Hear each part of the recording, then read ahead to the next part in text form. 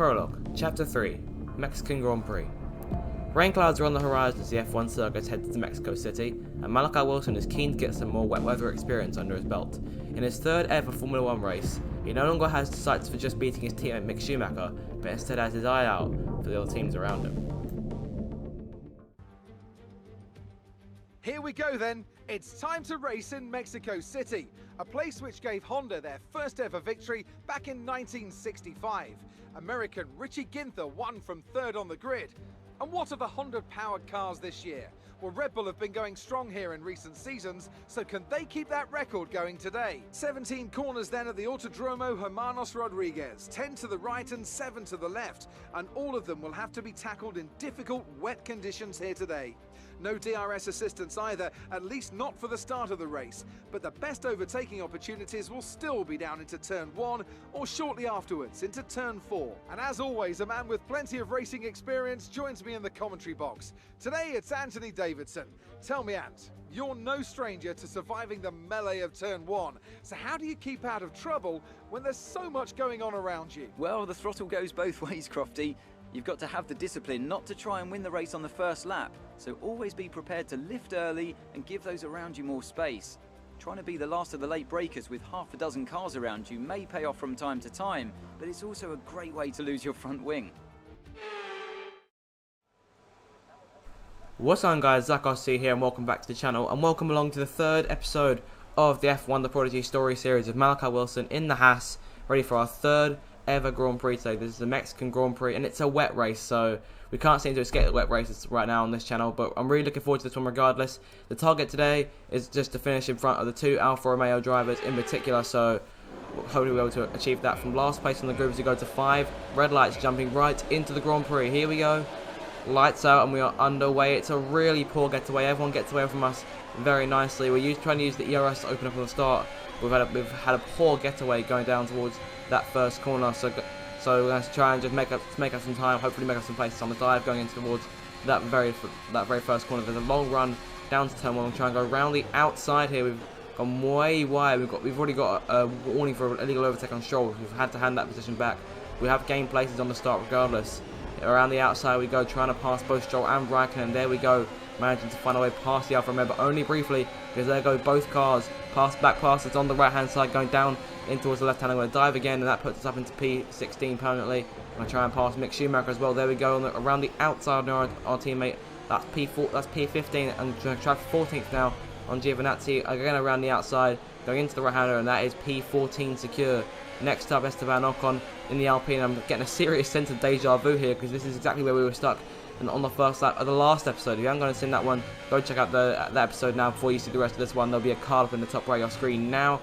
Regardless, continue to push through here, through the lefts and rights that make up this Autodromo Hermanos Rodriguez, as it's so often called. Giovinazzi trying to look for a move but choosing to stay in line. We're falling away from both Ocon and Vettel here, so we're going to try and close down that time. Of course, our Haas definitely isn't the strongest car on the grid, so making up time to anyone is often a struggle, apart from these guys around us who we're currently running ahead of. So this is about, I reckon it's about to be about as hard as we get on this opening lap. Ocon and Vettel and the guys in front of them are all pulling away from us, and we continue to lead this short little train here as we begin moving on to lap number 2. Giovinazzi is closing on us here.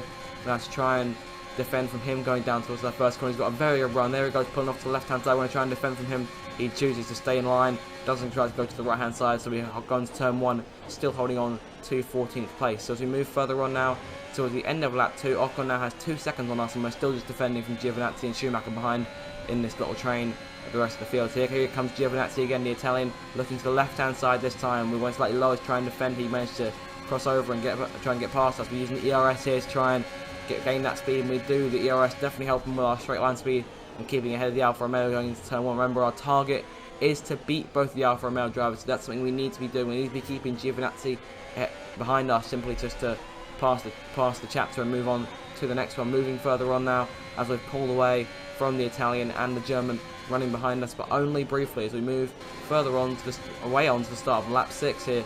Giovinazzi still challenging us. He's on the left hand side once again. We've given them a lot more room. We're going back to the outside.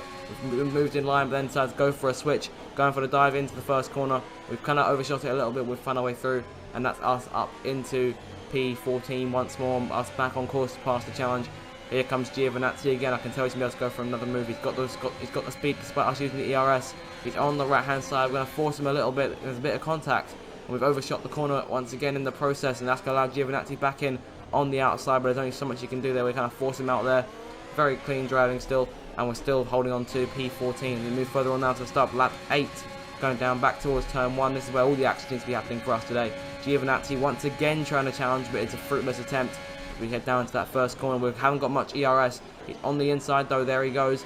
It could be very close here. We've gone over the curb just a little bit too much. Giovinazzi's there. He's on the inside. He's got the place. We're going to try and pop a very nice switchback.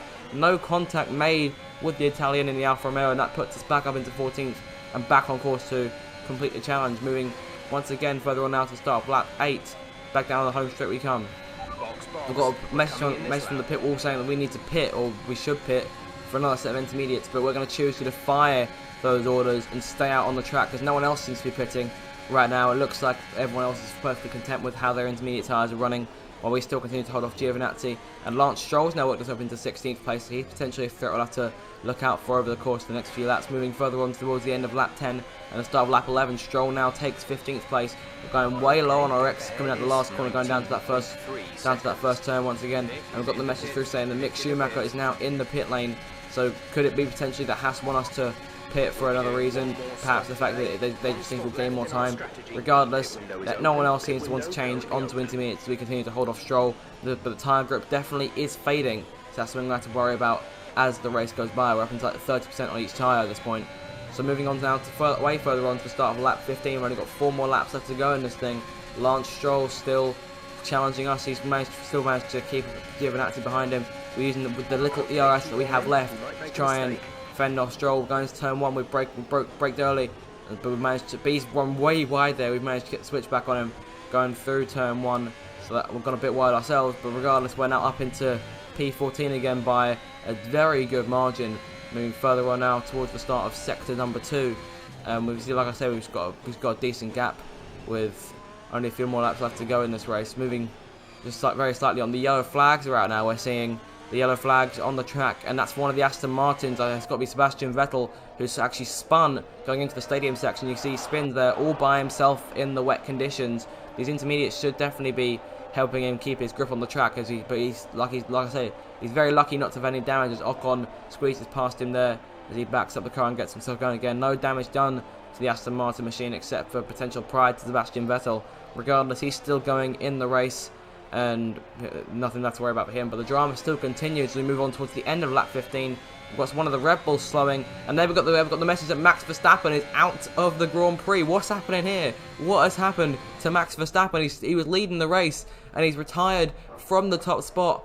He had Valtteri Bottas right behind him for company, who started on pole in this race. Verstappen now just goes wide, and there's definitely an internal failure. There's no signs of any smoke or anything like that coming from the car. So that's it for Verstappen. He's out of the race, and that could be crucial for Lewis Hamilton in the Drivers' Championship, because he's already coming into the thing with the lead by 1 point. So as we go past Verstappen now, the yellow flags are out, but that's going to be huge for Hamilton and not so good for Verstappen with only 2 more races left to go.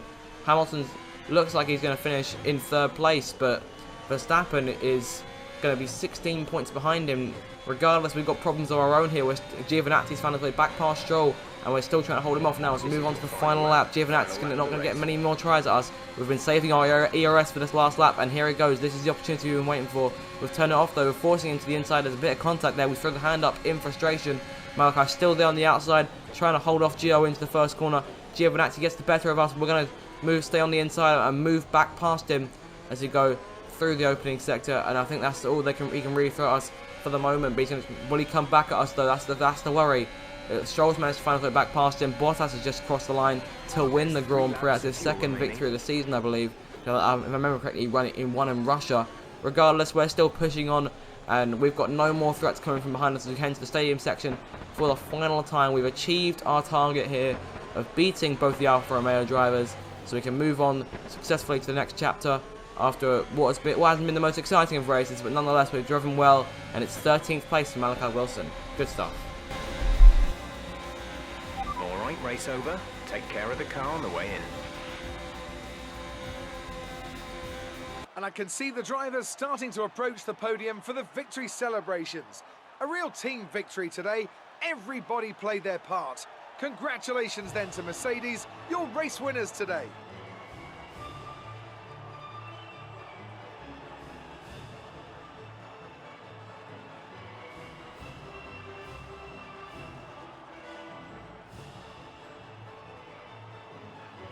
So Mercedes have won it, and what a great race it was. Anthony Davidson, how do you think they were able to set themselves apart today? Well, keeping their tyre temperatures up in the tricky wet conditions was really important. There's not much grip out there at the best of times, and it's 10 times worse if you're out there on cold tyres. So the way they kept the rubber in its proper operating window was a huge advantage today. So, let's review the drivers' standings. It's a great result for Lewis Hamilton, who moves further ahead at the top of the table. Let's focus on the driver of the day. Anthony Davidson, who do you pick? I have to give it to Wilson. There was a lot going on all down the field, but they were the only one who I really felt maximised their potential.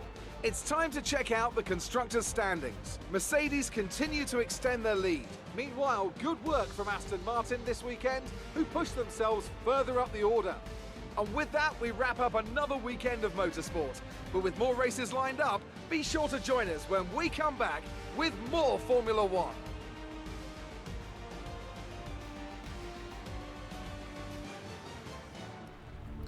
Another tough but well-fought defensive drive earned Malachi Wilson a 13th place finish in Mexico, ahead of both the Alfa Romeo drivers and taking driver of the day for his performance.